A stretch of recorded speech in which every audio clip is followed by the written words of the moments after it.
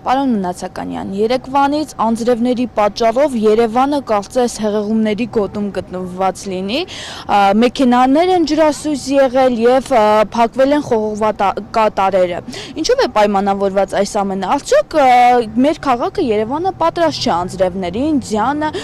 միգուցե առաջին անգամ է անձրև գալիս եւ Երևանի քաղաքապետարանը կարծես թե ասում է պետք է 50 նոր խողովակատարեր կառուցեն, որպեսզի մեր քաղաքը պատրաստ լինի։ Այսքան ժամանակ ինչով են զբաղված եղել։ Գիտեք, սովորաբար քաղաքները ղեկավարում են տարբեր տիպի մարդիկ, այսինքն տարբեր տիպի ուժեր, կամ քաղաքական իշխանություններ, այսինքն քաղաքական ընտրություններ են, ոնց որ Հայաստանում, կամ մասնագետների կողմից է կառավարվում, կամ մենեջերների։ Ցավոք այսօրվա Երևանը կառավարվում է քաղաքական նախասիրությունների, քաղաքական պայքարի արդյունքում եկած մարդկանց, որոնք կյանքը ցույց է տալի ոչ համապատասխան գիտելիքներ ունեն, ոչ փորձառություն եւ ամենակարևորը սրտացավություն Երևան քաղաքի հանդեպ։ Ես ուղղակի կուզենայի, որ սա մեր բոլոր լսողները, երևանցիները իմանան, որովհետեւ գործակարգավարականում կամ կառավարությունում տենց ելույթ ունենալով եւ այլն, դա ուղղակի ոնց որ իրանք համար կամ իրանք Facebook-յան էջերի համար նախընտրական տարի է, փորձում են ինչ-որ մի ձև տենց տակից սիտուացիայից դուրս գալ։ Ինչ վերաբերում է օպերատիվ կառավարմանը, ձեր ասած հարցը ինքը շատ կոմունալ խնդիր է, որովհետեւ իսկ կոմունալ խնդիրները դրանք ընդհանրապես կոմունալ ծառայությունները յուրաքանչյուր քաղաքի ողնաշարային ամենակարևոր ծառայությունն են, այսինքն վարչությունն է, չգիտեմ, հետաբաբար բոլոր այդ մնացած, այսինքն դա կլինի արդեն վիոլան, դա կլինի հեծը եւ այլն են մնացած ձեր ասած հարցը, որ խնդիրը նա է, որ գիտեք, նստապարությունը այս մոտ որ ոնց որ ինչ որ փող է բերում, մեր կառավարությունը տվել է, ասենք, տարբեր մարդկանց, էլի նույն Գազպրոմին, նույն Վիոլային, ամենայն հարգանքով, նույն հեծին եւ մնացածներին։ Ինչ որ փող է տանելու պետությունից եւ քաղաքային բյուջեից, ոնց որ հասարակական տրանսպորտը, չգիտեմ, աղբանությունը մենք վերցրեցինք մեր վրա, որը շատ մեծ արդեն ստրատեգիական սխալ դարավ Երևանի համար։ Հիմա Վիոլան ինքը աշխարհի լավագույն կազմակերպություններից է համապատասխան մեծ փորձով, որտեղ մենակ գիտահետազոտական բլոկը իրանց այդ Ֆրանսիայում գտնվում է, մի քանի 100 միլիոն եվրո են տարեկան ծախսում հետազոտություններ, նույն ջրահեռացման, կանալիզացիաների եւ այլն տարբեր բաներով։ Հարցը ստեղ վատ կառավարման մեջ է, մանե ջան, դուք հասկանում եք, մենք դեռ 8 տարի առաջ փորձում էինք բերել ստեղ որն է վատ կառավարումը, որ մեր այն ինչ որ մեզ մնացել է դեռ սովետական միության ժամանակվանից, հավատացեք, բավականացնող շատ լավն է, շատ հետաքրքիր է։ Իհարկե, ինչի մենք հենց ստեղ ուզեցա այս ինտերվյուն լինի, որ դուք տեսնեք, այս ճարտարապետությունը, այս քաղաքաշինական մասը ինչքան աղավաղվել, որովհետև երբևէ վերջին 30 տարվա մեջ եւ հատկապես 8 տարվա մեջ մեզ մոտ ճարտարապետությունը եւ քաղաքաշինությունը կտրվել է սոցիալական ինժեներիայից։ Այսինքն, եթե դու հասկանում ես, որ ստեղ պետք է լինեն տասնյակ ռեստորաններ, դա նշանակում է բերելու է այդ պարկինգներ, դա նշանակում է ռեստորանի, այսինքն ծախսերը, որտեվ ռեստորանի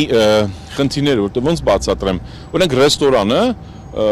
միշտ կմտածեն շատ երևանցիները, բայց իրական շատ կապված հատկապես կենտրոնի դեպքում, որտեղ նախ կենտրոնի ֆոնդը ամենահինն է, թե խողովակների, չէ, չուգունի եւ այլն, բայց Երևանում կենտրոնացած են կենտրոնում ամենաշատ ռեստորաններ, այսինքն ձեթը, ճաշը, բնակարանները, իսկ դրանք բնականաբար այդ սխալ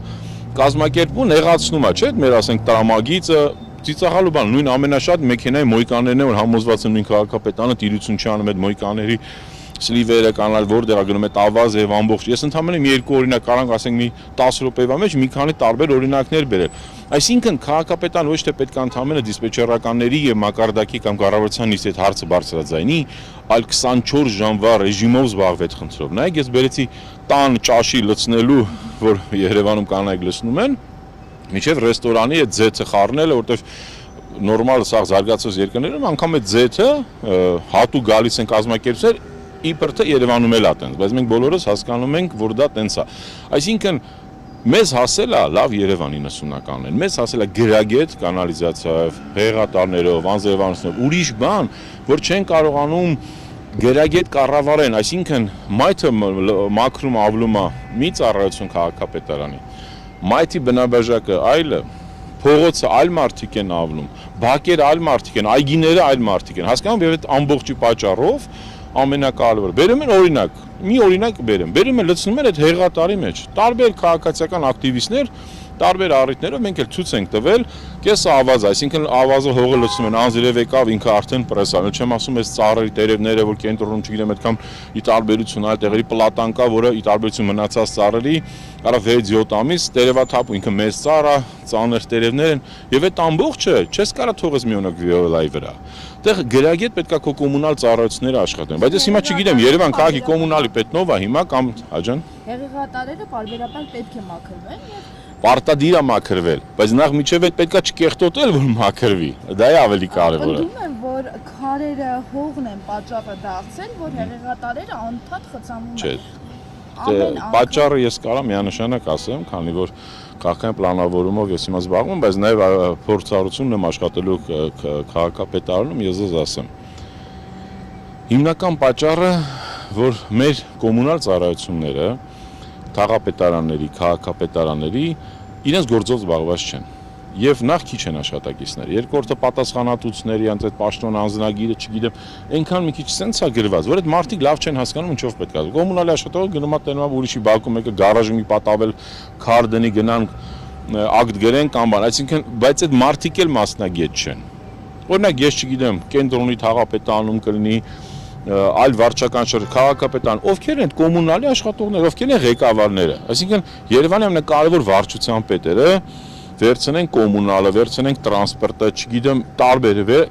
որ պետք է այդ պրոֆիլային անեն, այդ մարդիկ փորձառություն չունեն։ Այդ մարդիկ, ես չգիտեմ, ասենք 3 տարի առաջ այդ մարդիկ չենք իմանում, մեկը բանկում աշխատե,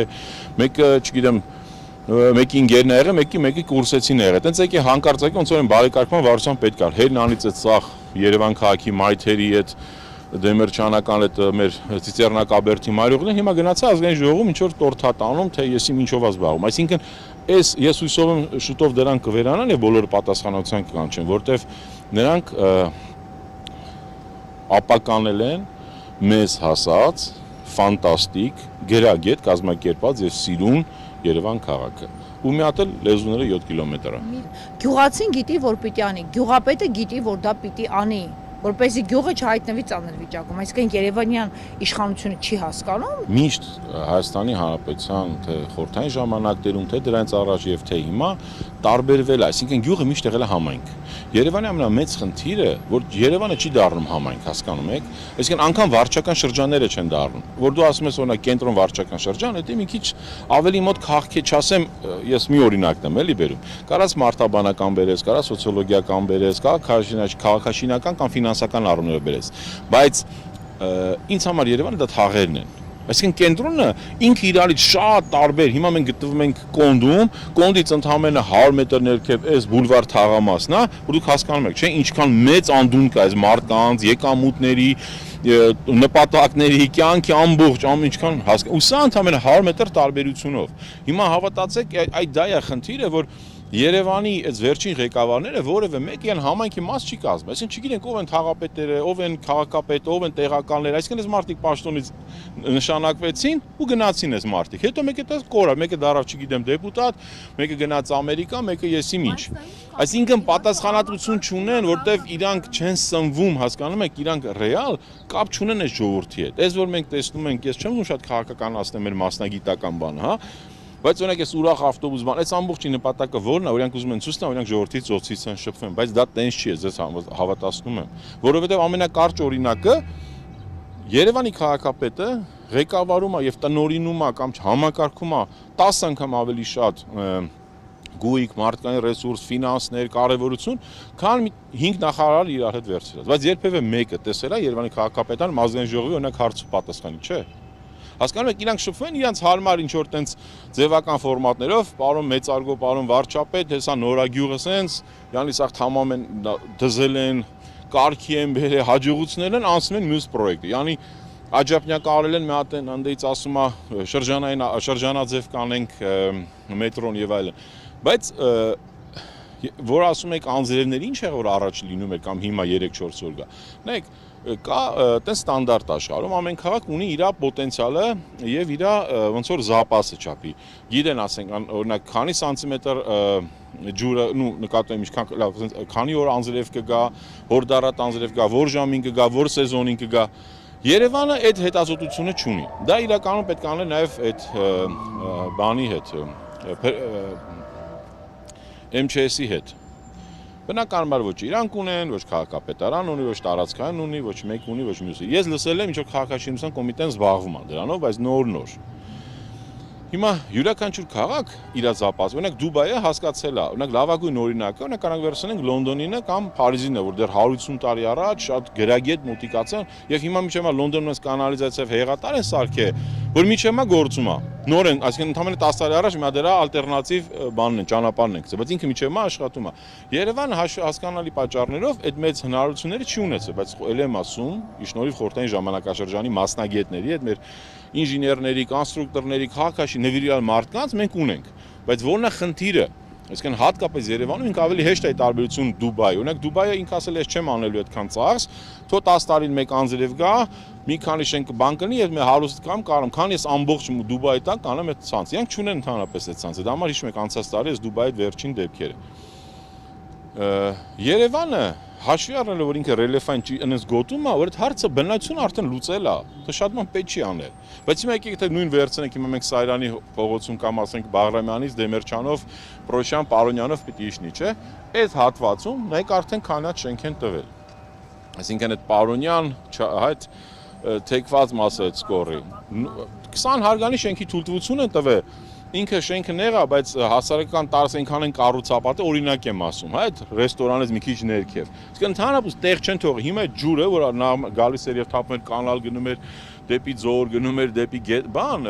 Զանգու Հրազդան, չէ՞։ Հիմա չկա։ Հիմա գնում է թեքվում, արդեն գնում է դեպի քաղաքապետարանի կողմ, այսինքն ավելորդ ծանրաբեռնվածություն է, որտեվ երբևէ որևէ դուր ասում եմ քաղաքաշինությունը, ճարտարապետությունը կտրված են քաղաքի ռեալ իրական պատկերից, այսինքն այդ սոցիալական ինժեներիայից, իրանք չեն հասկանում ինչքան մարդուն է անելու, ապրելու։